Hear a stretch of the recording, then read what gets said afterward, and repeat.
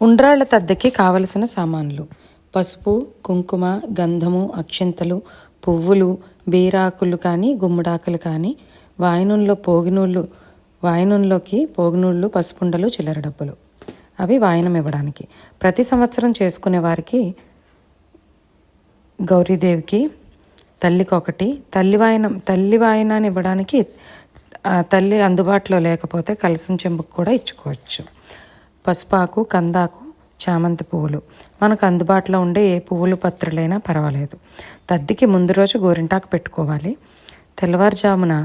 తద్ది రోజున తెల్లవారుజామున భోజనం చేసి సాయంకాలం వరకు మంచినీరు త్రాగకుండా ఏమీ తినకుండా ఉపవాసం ఉండాలి.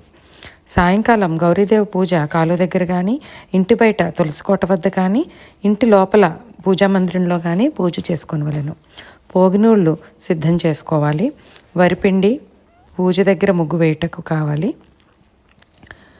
చేయి తుడుచుకున్నటకు ఒక టవలు, పంచపాత్రలు 2 పెట్టుకోవాలి. ఒకటి దేవుడికి, ఒకటి మనం ఆచమనం చేయడానికి. పంచపాత్ర, ఉద్ధరిణి, దీపారాజన కుందులు, ఆవు నెయ్యి, ఒత్తులు, అగిపెట్టె, గంట, అగరవత్తులు, హారతి కర్పూరం, హారతి వెలిగించడానికి. పంచామృతాలు: ఆవు పాలు, పెరుగు, నెయ్యి, తేనె, పంచదార.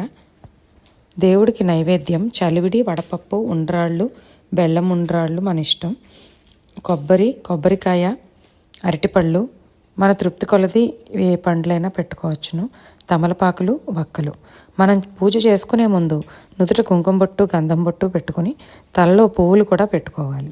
పూజకు కావలసిన సామాన్లు అందుబాటులో ఉంచుకుని పసుపు వినాయకుడికి పూజ చేసి కుంకుమ బొట్టు పెట్టవలెను. ముందుగా దీపారాధన చేసి ఆచమనం చేసి పూజ ప్రారంభించవలెను. వినాయక పూజ అనంతరము పూజ ప్రారంభించవలను. అష్టోత్తరం చదువుకోవాలనుకునేవారు చదువుకోవచ్చును. మనకు తెలిసిన విధంగా క్షమాపణ మంత్రం చెప్పుకొనవలను. తద్ది కథ తప్పనిసరిగా చదువుకోవాలి. కథ చదువుకోదలిచిన వారు అక్షింతలు పట్టుకొని చదువుకోనవలను.